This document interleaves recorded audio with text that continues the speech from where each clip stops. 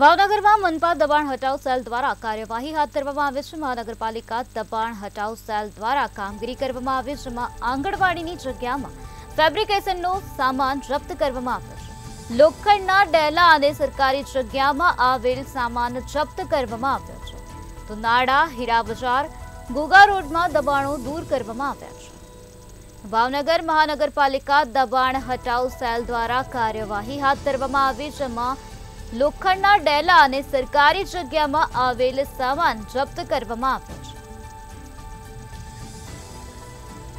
આજ મુદ્દે વધુ માહિતી આપવા માટે આપણી સાથે સંવાદદાતા હિરેન ચૌહાણ જોડાઈ ગયા છે।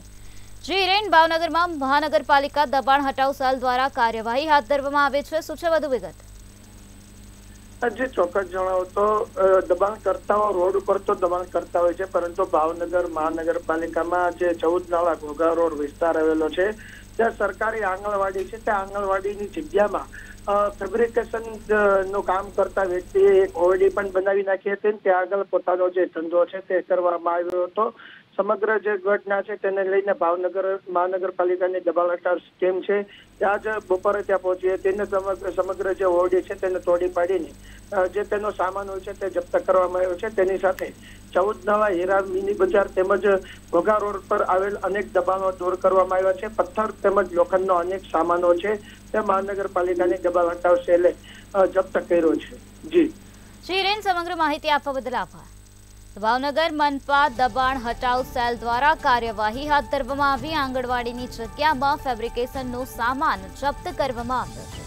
લોખંડના ડેલા અને સરકારી જગ્યામાં આવેલ સામાન જપ્ત કરાયા છે। નાળા, હીરા બજાર, ગોગા રોડમાં દબાણો દૂર કરવામાં આવ્યા છે। ભાવનગર મહાનગરપાલિકા દબાણ હટાવ સેલ દ્વારા કામગીરી કરવામાં આવી, જેમાં નાળા, હીરા બજાર, ગોગા રોડમાં દબાણો દૂર કરવામાં આવ્યા, તો લોખંડના ડેલા અને સરકારી જગ્યામાં આવેલ સામાન જપ્ત કરવામાં આવ્યો છે। આંગણવાડીની જગ્યામાં ફેબ્રિકેશનનો સામાન જપ્ત કરવામાં આવ્યો છે। ભાવનગર મનપા દબાણ હટાવ સેલ દ્વારા કાર્યવાહી કરાઈ, જેમાં નાળા, હીરા બજાર અને ગોગા રોડમાં દબાણો દૂર કરાયા।